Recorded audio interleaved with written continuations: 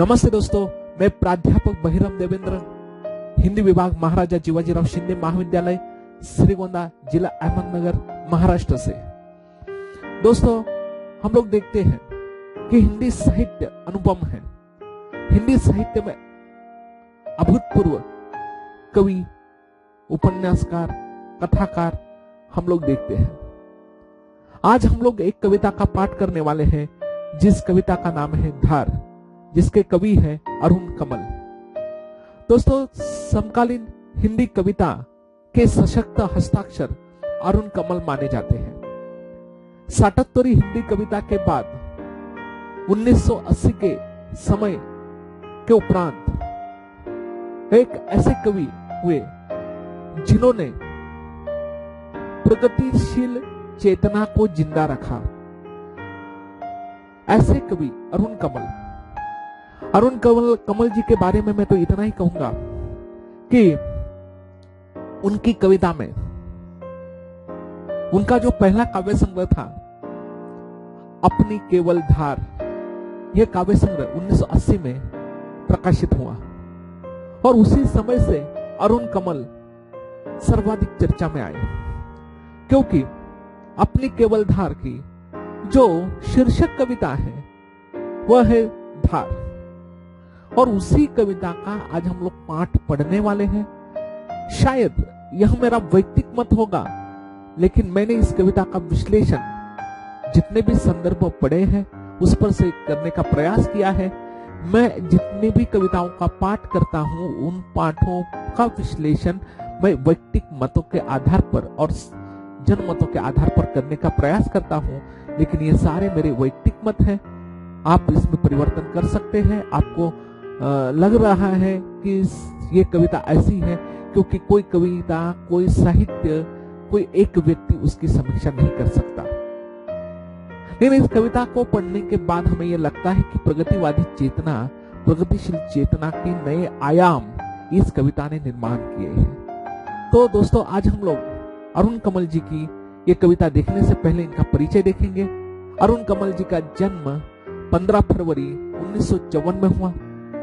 अरुण कमल सातोत्तरी कविता के बाद के समकालीन कविता के सशक्त कवि माने गए। उसी के साथ साथ उनके काव्य संग्रहों में अपनी केवल धार, सबूत, नए इलाके में, उसी के साथ साथ पुतली में संसार, मैं वो शंख महाशंख, उनके आलोचना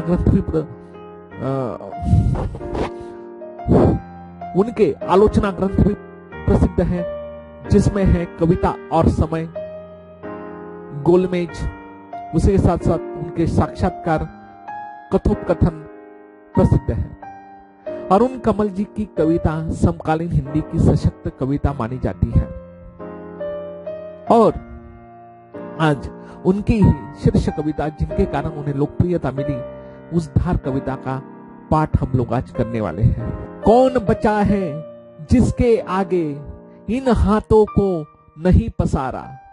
कौन बचा है जिसके आगे इन हाथों को नहीं पसारा? यह अनाज जो बदल रक्त में, यह अनाज जो बदल रक्त में टहल रहा है तन के कोने कोने, टहल रहा है तन के कोने कोने।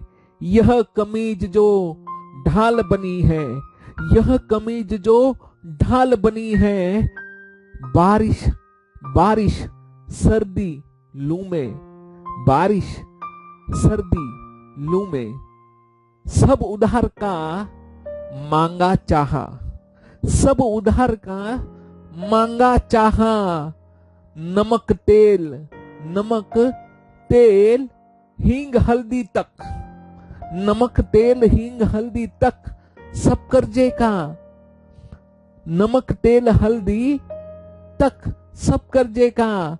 यह शरीर भी उनका बंधक, यह शरीर भी उनका बंधक।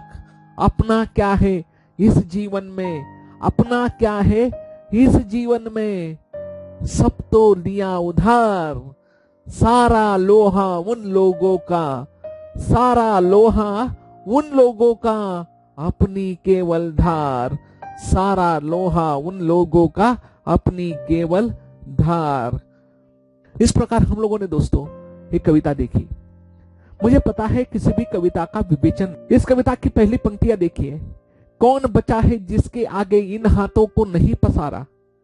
एक श्रमिक है, एक किसान है, आज का एक ऐसा मनुष्य है जो श्रमिक मनुष्य कि श्रमिक मनुष्य, किसान मनुष्य आज सबके आगे हाथ पसार रहा है। यह अनाज, जिस अनाज को उगाता है, वह उस अनाज को उगाते उगाते वह जो श्रम करता है, खेतों में, खलियानों में, पूरे जीवन भर श्रम करता रहता है, उसकी जो कमीज है, उसके जो कपड़े हैं, उसका भी उसे ख्याल नहीं आता। लेकिन वो कहता है कि मैं निर्माण करता हूं, मैं सबको अन्न देता हूं, मैं सबके पेट भरता हूं, लेकिन मेरी जिंदगानी कैसी है, किसान की अवस्था कैसी है, श्रमिक की अवस्था कैसी है। किसान बारिश के बारे में नहीं सोचता, सर्दी के बारे में नहीं सोचता, और ऐसे समय नमक, हींग, हल्दी सब कुछ तो कर्जे का है। हमारा शरीर तक उनका बंधक है। ये सारी बातें हम सभी लोग जानते हैं। लेकिन आगे वो ये भी कहते हैं, अपना क्या है इस जीवन में, सब तो लिया उधार, सारा लोहा उन लोगों का अपनी केवल धार। अपनी केवल धार, इसका अर्थ यह है कि मैंने अपना सब कुछ उनको दे दिया है। लेकिन कवि को यह भी आशा है, क्योंकि आलोचकों के इस कविता के बारे में दो मत है। यहां कुछ लोगों ने कहा है कि सब कुछ उन लोगों का है, सब कुछ उन लोगों का है, हमारा कुछ नहीं है। लेकिन एक बात भूलना नहीं है कि जितना सब कुछ उनका हो, लेकिन उस लोहे की जो धार है, उस सब कुछ जो धार है, वह महत्वपूर्ण है। यहां उधार शब्द का प्रयोग कवि ने नहीं किया है। उधार शब्द का प्रयोग कवि ने नहीं किया है।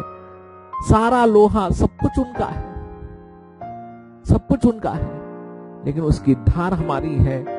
कवि का कहना यह भी है कि कुछ भी हो जाए, चाहे हम लोग कैसे भी रहें, लेकिन ऐसे समय एक ही आशा है कि एक ऐसा समय आएगा, एक ऐसा समय आएगा कि जिस समय इस धार का महत्व उन लोगों को समझ में आ सकता है। हमने तो यहां पर कवि कहता है कि यहां पराजित मानसिकता का बोध होता है, ऐसा कुछ लोगों का कहना है। लेकिन पराजित मानसिकता का बोध नहीं है, उनकी यथार्थ का बोध है। और उसके साथ साथ वो कहते कि हमारा भी अस्तित्व है, हमारा भी अस्तित्व है। ये यहां पर कवि कहना चाहते हैं कि परिवर्तन की संभावना से वह कभी मुंह मोड़ नहीं रहा है, वह कभी पीछे नहीं हट रहा है। और आज भी ये कविता इसलिए प्रासंगिक है कि जब जब विश्व पर संकट आता है, तब तब हमें इसका महत्व समझ में आता है, इसका महत्व समझ में आता है। सारा लोहा उन लोगों का अपनी केवल धार। विशेष रूप से मराठी में एक कहावत है कि धार लावणे, चाहे कुल्हाड़ी कैसी भी हो, चाहे शस्त्र कितना भी खतरनाक हो, लेकिन उसके आगे जो तीखी नोक होती है, वह धार महत्वपूर्ण है। और एक दिन ऐसा आएगा, चाहे हम लोग उधार की जिंदगी जिएंगे, चाहे हम लोगों पर कितने भी संकट आए, लेकिन हम लोग लोहा लेने के लिए तैयार हैं। और जिस समय संकट के समय हमें सामना करना पड़ता है, उस समय हमारी ये धार काम में आ सकती है। और यही प्रगतिशील चेतना नए आयामों को प्रस्तुत करती है। अरुण कमल की यह कविता इसीलिए सर्वाधिक लोकप्रिय हुई, क्योंकि उनकी ये जो पंक्तियां है, सारा लोहा उन लोगों का अपनी केवल धार, इस पर बहुत विवाद हुए। लेकिन मेरा तो इतना ही कहूंगा कि सकारात्मक रूप से इस कविता का हम लोग अगर पठन करते हैं, तो यहाँ पर श्रमिक वर्ग की जो स्थिति है, उसका वर्णन तो किया ही है। चाहे हम लोग किसान एक प्रतीक के रूप में लेते हैं कि किसान की जिंदगी का वर्णन हम लोग कह सकते हैं, श्रमिकों की जिंदगी का वर्णन ये कह सकते हैं। जो श्रम कर रहा है वो आज पूर्ण रूप से उधार है, कर्जे में डूबा हुआ है। लेकिन एक ध्यान में रखिएगा ये जिंदगी में भी हमारी धार होनी चाहिए, हमारे अस्तित्व की रक्षा होनी चाहिए, हमारे स्वाभिमान की रक्षा होनी चाहिए। इसकी मांग अरुण कमल जी इस कविता में करते हैं, इसलिए ये कविता सबसे अलग है। आज की कविता में हम लोगों ने देखा कि किस प्रकार से कवि ने अपना मंतव्य हमारे भारतीय किसान का यथार्थ, श्रमिक वर्ग का यथार्थ इस कविता में सरल और सीधे शब्दों में कहा है, और जाते जाते यह भी कह दिया है कि इसमें परिवर्तन होगा, क्योंकि कुछ भी हो जाए, सारा लोहा उन लोगों का क्यों ना हो जाए, लेकिन धार हमारी होगी। यही इस कविता का संदेश है। जय हिंद, जय कर्मवीर।